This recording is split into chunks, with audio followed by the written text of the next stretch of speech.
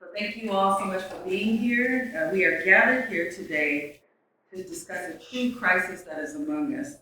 It goes without saying that we are in tough times with families across our region in the midst of HR 1 and the federal government shutdown now on day 33.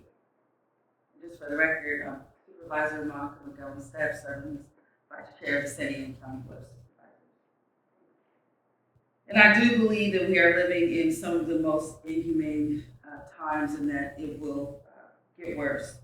Mothers are forced to not eat so that their children don't have to go hungry. Many seniors are having to choose right now between their meals and medication. I think it is time to call this crisis for what it is. I do believe that it is political violence against the people of this country. But despair alone cannot guide us. What gives me a glimmer of hope is why we're here this morning. And that's to announce a reimagined system of medical care and food justice for the thousands of people who are at risk of losing critical services and benefits. An imperative part of our fight against this current abhorrent administration is showing up for our constituents. I can't stress this enough. This is not theoretical. This is happening right now, and it is horrifying. I firmly believe that the county must take proactive steps now to strengthen its role in linking residents with trusted community partners, expanding access to care, and ensuring that safety net resources are equitably utilized.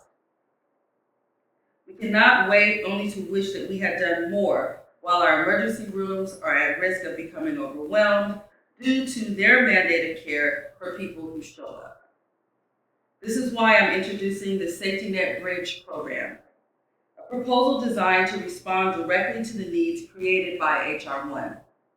The program leverages the county's Live Well centers, which are trusted sites where our community members show up to sign up for benefits, and builds new partnerships with local healthcare professionals and community-based organizations to expand free access to healthcare, medication, and food resources for residents who are losing their benefits.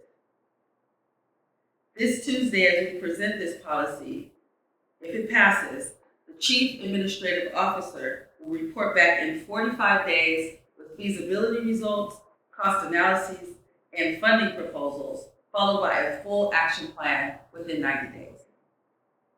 As many of you know, I have been sounding the alarm for a long time. Back in June 24, 2025, my colleague and I led an initiative that directed staff to prepare for the potential federal impacts of HR 1 and to develop a comprehensive strategy and funding plan to sustain key programs.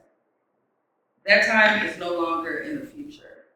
It's the present that we are living in.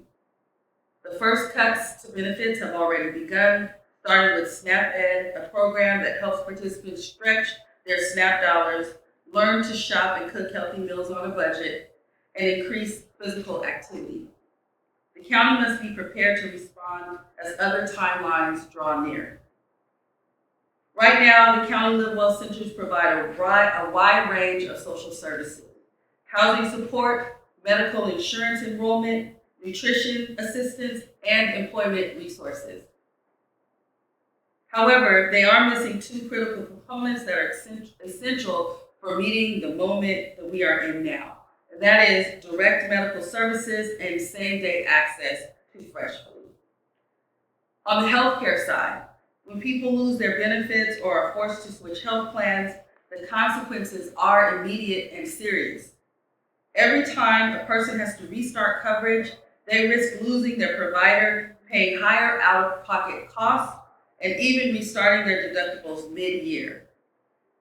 The transitional access clinics will act as a stable safety net, ensuring residents have continuous access to primary care, medication, and care navigation until they can secure new coverage or reconnect with a provider.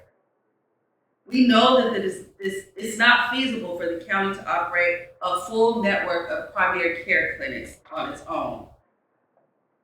But what we can do, and what this program will do, is expand access through partnerships with other local healthcare professionals. These partnerships are critical, and together they create a continuum of care that prevents people from falling through the cracks. We are also exploring innovative ways to build a volunteer-driven clinical workforce through a community health continuing medical education program. By creating this type of workforce, the county can allow clinicians to earn credit hours while providing free care to those that come to the clinics. This approach supports our providers' professional development while expanding access for residents. And because access to medication is one of the most effective ways to prevent unnecessary hospital visits, the Safety Net Bridge program also calls for same-day access to prescription medications free of charge. We will explore and pursue grant funding and partnerships to make sure that no one leaves the clinic without the medication that they need. But healthcare alone is not enough. We must also confront the growing food insecurity crisis head-on. As HR 1 strips families of essential nutrition programs like CalFresh, more people are being forced to rely on food banks or skip meals entirely. The county has an opportunity and an obligation to respond. The Safety Net Bridge program builds upon our Food Justice Community Action Plan and introduces new strategies that I have personally prioritized through discretionary investments. Earlier this year, I directed $500,000 in county funding toward community-based food access efforts, including support for local pantries, recovery programs, and organizations that distribute culturally appropriate foods to families in need. My office has also provided over $200,000 in discretionary funding to expand food distribution efforts and improve access in neighborhoods that have been historically underserved. These investments are a start, but they cannot be the end. We must embed food justice as a central part of our county's safety net strategy. That means expanding partnerships with trusted community-based organizations and individuals like the ones that are here with us today. San Diego Community Health Group, the San Diego Food Bank, Blue Shield Promise, California Nurses Association, the Black Nurses Association, PATH, and local doctors and nurses, all of whom have long-standing relationships within the neighborhoods and communities. Finally, we must invest in cold storage capacity at county facilities and partner with locations so that recovered food remains safe and ready for same-day distribution. No one should have to wait weeks for assistance when the need is immediate. The Safety Net Bridge program is about ensuring that the people most harmed by federal neglect are not left to fend for themselves. If there's one thing that we take away from the moment that we are in, this is the opportunity to connect residents to healthcare, food, and social services all under one roof. It will be a model of a one-stop shop, one of the first this region has ever seen. I cannot stress enough that this work is only as strong as our community partners.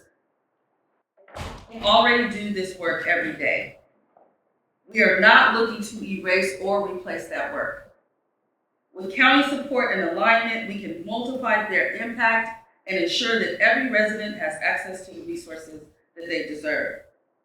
This is our opportunity to act with a reimagined plan to not only close the gaps, but to show that San Diego County will always show up for its residents. And with that, I would like to introduce a very strong partner in the fight for food justice, CEO of the Jacobs and Cushman San Diego Food Bank, Casey Castillo.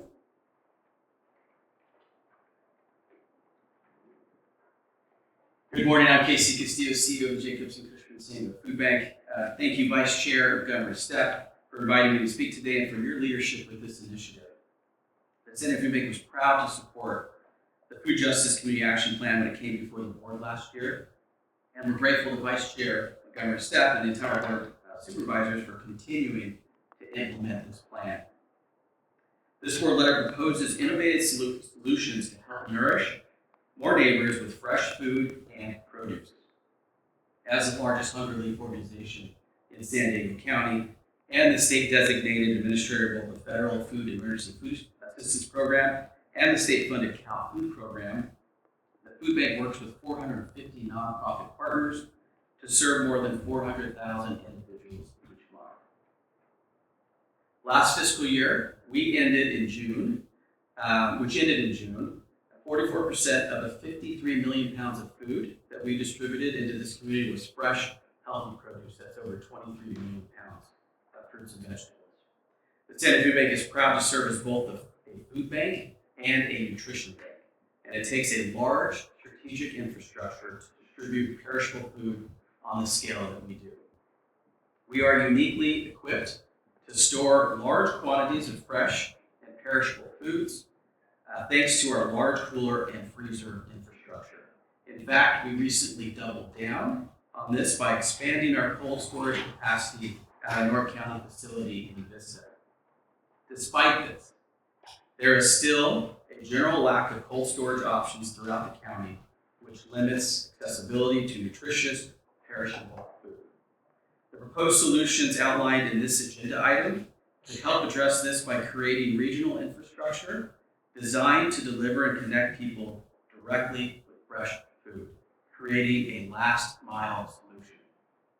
Additionally, it would allow the San Diego Food Bank to co-locate its services where people are already seeking assistance. This would resolve another last mile problem of connecting these individuals with the resources to see them through their time of need, both safely and in a dignified way. By utilizing county facilities to store and distribute fresh food, more families, veterans, and children will have continued access to nourishing meals. For community members, especially those in underserved and rural areas, access to fresh, locally grown produce is transformative. Many of the individuals served by our mobile pantries live in areas where grocery stores are an hour away, and fresh produce is often unaffordable or unavailable. Recently, an executive director for a partner nonprofit of ours, a small rural food pantry located in a senior living community, shared with us her emotional response to receiving fresh produce for a new distribution.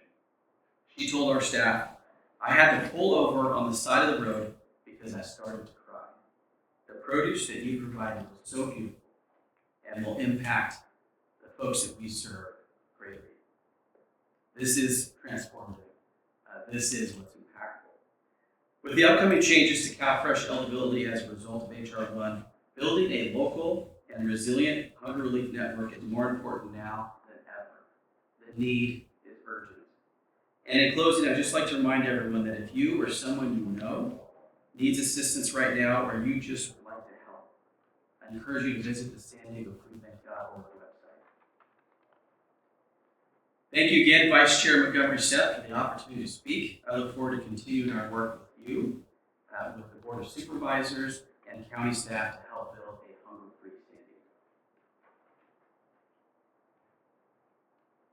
Thank you so very much. And we're really proud to have the food bank support as a partner in food justice.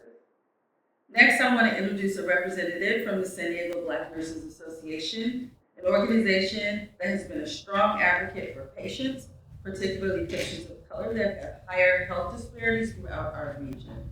I'd like to call up Dr. Barbara.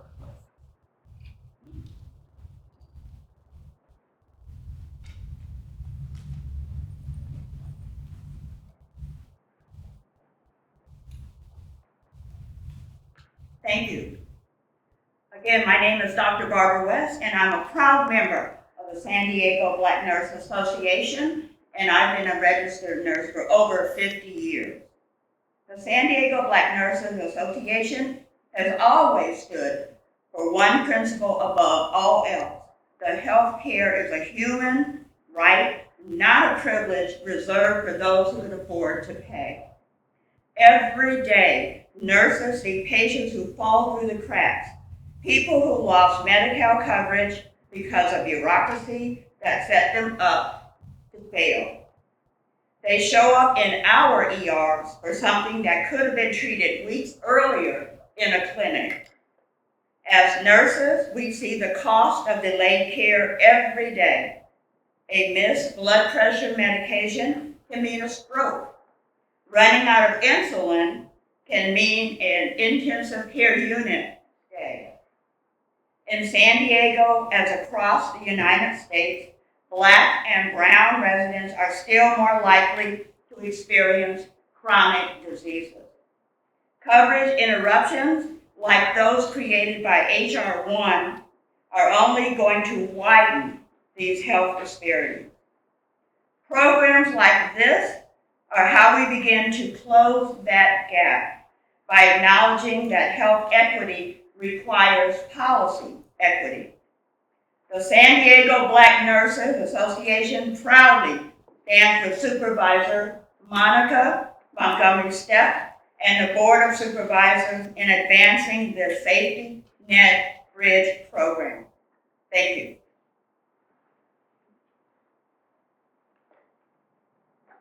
Thank you so much, Casey and Dr. West, for being here, for everyone that is here. Thank you so much. At this time, look, I just want to close by saying that we do have a very strong coalition of diverse support because we really have to do something different here. It will take all of us in collaboration to lighten the blow to our communities as these cuts draw near. I do hope my colleagues will support this effort, and I look forward to the CAO's analysis of this new program. And at this time, we'll take any questions that any